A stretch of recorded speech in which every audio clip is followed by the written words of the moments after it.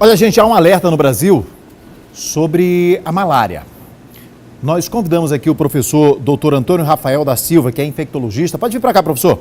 Ele é consultor também da OMS, a Organização Mundial da Saúde em Doenças Tropicais, professor da Universidade Federal do Maranhão. E a gente vai conversar a respeito desse assunto. Professor, seja bem-vindo, tá? Muito bom ter o senhor aqui no programa, falar a respeito desse assunto. Tranquilo.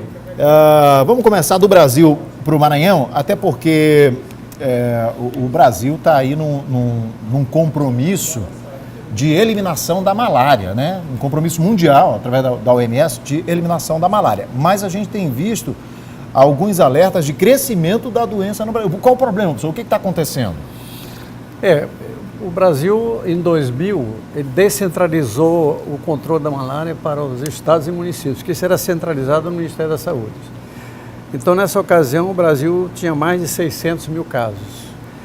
Essa descentralização ela foi benéfica, porque quando chegou em 2010, nós reduzimos a malária em 50%. De lá para cá, a malária vem sempre reduzindo, certo? Essa redução da malária, não só no Brasil, como também no mundo, levou a Organização Mundial da Saúde a propor a eliminação da malária.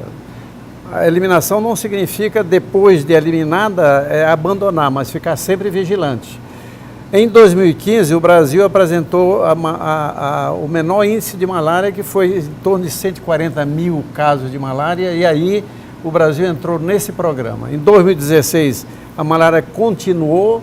Agora, para nossa surpresa, a gente tem discutido isso do Comitê de Controle da Malária do Ministério da Saúde, do qual eu faço parte.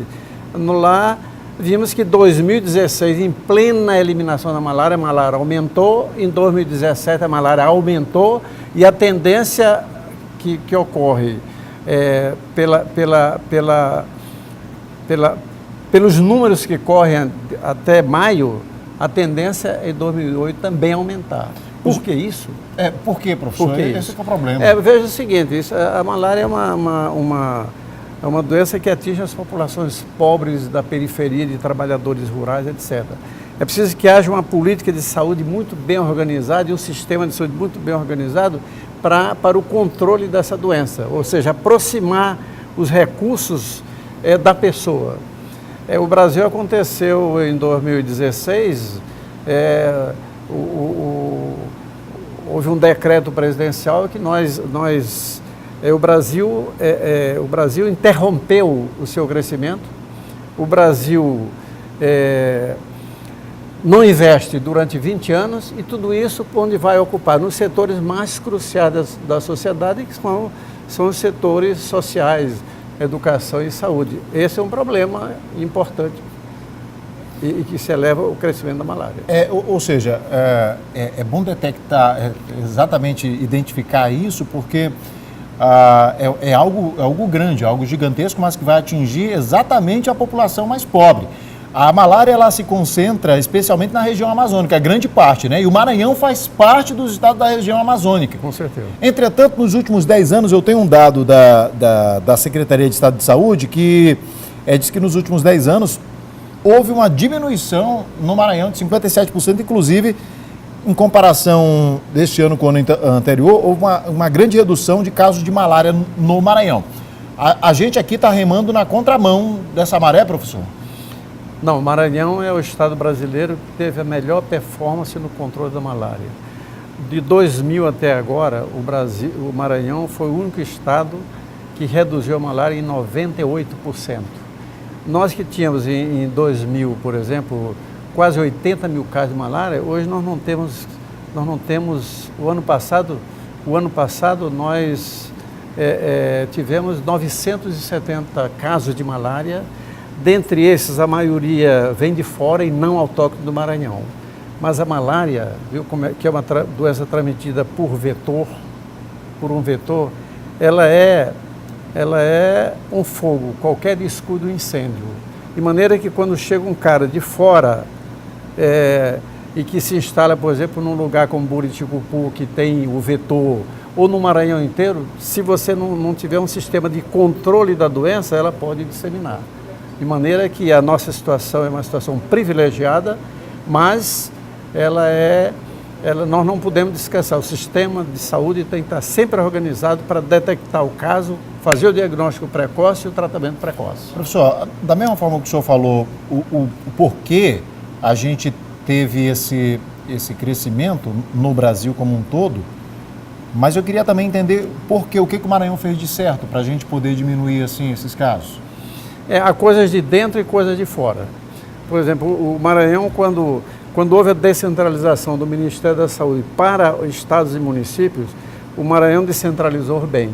Ou seja, todos os funcionários da Fundação Nacional de Saúde foram deixados nos municípios e aqueles mais experientes foram colocados como os coordenadores das endemias nos municípios. Então, essa cultura que vinha da Fundação Nacional de Saúde e da SUCAM, essa cultura ficou. E me parece que isso foi um elemento fundamental no controle da doença pela responsabilidade do serviço de saúde. Uma outra coisa foi que o Brasil melhorou. Na década de 2000 a 2010, o Brasil melhorou muito. Nós tínhamos, por exemplo, 60% de casas tapadas de barro e cobertas de palha. Isso melhorou muito. A situação do brasileiro melhorou muito. Ele pôde ter casas que tinham paredes, janelas e cobertura. Então, o mosquito a malária é uma doença de transmissão intradomiciliar. Então, a casa do cidadão é um elemento importante no controle da malária. É o único vetor, professor? Nós temos 2 vetores principais no Maranhão, que é o Anopheles darlige e o Anopheles aquasalis. São 2 tipos de mosquitos? São 2 espécies de mosquitos. Mas no mundo há centenas de espécies de mosquitos. Mas essas são as mais importantes aqui no Brasil e no Maranhão. Professor, só para eu trocar em miúdos aqui rapidinho, o senhor falou em relação assim, como é que a gente poderia sintetizar? No Maranhão, pelo menos, não há motivo de alarde, mas não pode baixar a guarda. Exatamente. Eu tive recentemente reunião com o coordenador da malária, o Henrique Jorge, que é um cidadão muito trabalhador, e ele foi um dos artífices de melhora da malária no Maranhão.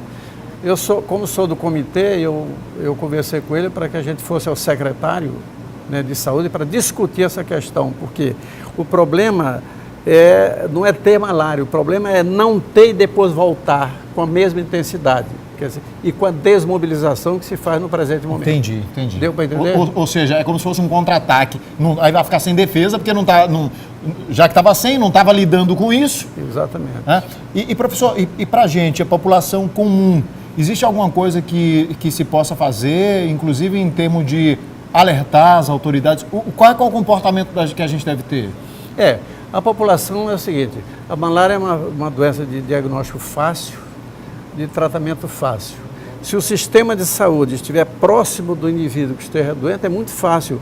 Um diagnóstico de malária sai, a pessoa quando apresenta o primeiro sintoma, que é a febre, ele já tem parasita em sangue periférico. É só furar o dedo, colher uma lâmina, ali com 1 hora ele tem um diagnóstico. É rapidinho assim? Rapidinho. E tem o tratamento eficaz, a resposta é eficaz. Então pronto. Professor, se o senhor quiser dizer mais alguma coisa, professor, para a gente encerrar, fique à vontade.